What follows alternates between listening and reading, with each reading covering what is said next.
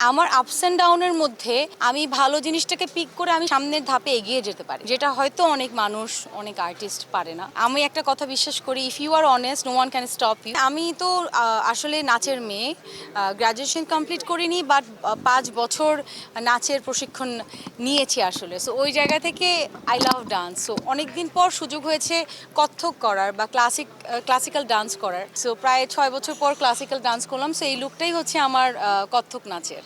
Recorded প্রোগ্রামের থেকে live performance স্টেজে, যেটা আমি আমার অডিয়েন্সের সাথে কানেক্ট করতে পারছি, আমার অডিয়েন্স আমাকে দেখে তাদের যে ভালো লাগা, তাদের যে excitement, I love the most. মানে আমি যদি বলি যে আমার অ্যাক্টিংয়ের পাশাপাশি, আমার অভিনয়ের পাশাপাশি আমার কোন জায়গাটা আমার সবচেয়ে বেশি ভালোবাসার বা পছন্দের, সেটা হচ্ছে আমার স্টেজ পারফরমেন্স, যেটাতে আমি শত শত হাজার হাজার মানুষের ভালোবাসার এক্সাইটমেন্ট দেখতে পারি। ওয়েব ফিল্ম রিলিজ হয়েছে এই বছরে, পয়জন, যেটার এতটা ভালো রেসপন্স ছিল আলহামদুলিল্লাহ, যে যখন আমাদের প্রিমিয়ার হয়, আমাদের প্রিমিয়ারে বসতে দেওয়ারই মানুষ মানে আমরা দিতে পারছিলাম না, এত মানুষ হয়ে গিয়েছিল। সো অ্যান্ড আমরা তো আসলে অনেক কাজ করি, কিছু কাজ থাকে very close to our heart, right? So poison কাজটা আমার জন্য অনেক স্পেশাল, অনেক পছন্দের। অ্যাওয়ার্ড পেয়েছি বলে তা না, আমার আগে থেকেই, আমরা মনে আছে 12 দিন টানা দিন রাত আমরা কষ্ট করে কাজটা করেছি। নায়িকার চরিত্র মানে আমার উপস্থাপন করতে হয়েছে।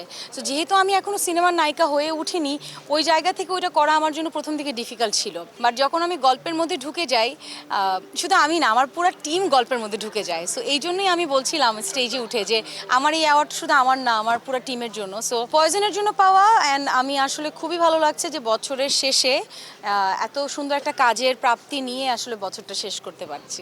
বসুন্ধরা টিস্যুতে ছাড়ের ছড়াছড়ি। বসুন্ধরা টিস্যু নিয়ে এলো নিশ্চিত ছাড়।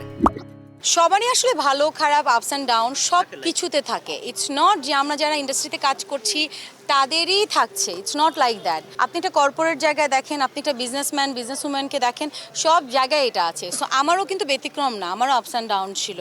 বাট আমার একটা খুবই ভালো দিক, ভালো গুণ আমি বলতে পারি, যে আমার আপস অ্যান্ড ডাউনের মধ্যে আমি ভালো জিনিসটাকে পিক করে আমি সামনের ধাপে এগিয়ে যেতে পারি, যেটা হয়তো অনেক মানুষ, অনেক আর্টিস্ট পারে না। So I am blessed.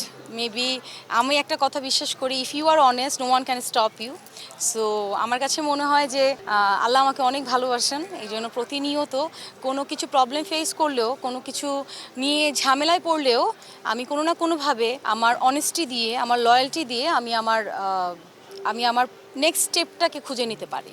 সবচেয়ে বড় প্রাপ্তি হচ্ছে নিজের সবচেয়ে কঠিন সময়টাকেও নিজের সবচেয়ে স্ট্রংগেস্ট টাইম মনে করে সেটাকে হিল করা, সেটাকে রিকভার করা, যেটা আসলে প্রতিটা মানুষের ক্ষেত্রে খুব একটা সহজ হয় না। বাট সামহাও আলহামদুলিল্লাহ আই এম ব্লেসড, আল্লাহ আছেন আমার সাথে, যে আমার সবচেয়ে কঠিন সময়টাকেও আমি খুব সুন্দর করে পার করতে পেরেছি। এটাই আমার কাছে বড় প্রাপ্তি। আমার কাছে গল্প সেটা নাটকের হতে পারে, ওয়েব ফিল্মের হতে পারে, শর্ট ফিল্ম হতে পারে, বড় পর্দা হতে পারে। সো আমার যখন যে গল্প অ্যাট্রাক্ট করবে, যখন যে গল্প মনে হবে যে আমি একজন আর্টিস্ট হিসেবে সুন্দর করে উপস্থাপন করতে পারবো, আমি সেটাই করব। সো ওরকম কোনো চিন্তা ছিল না আসলে। সিনেমা নিয়ে পরিকল্পনা যখন হবে, তখন আপনাদেরকে সবাইকে দাওয়াত দিয়ে জানাবো।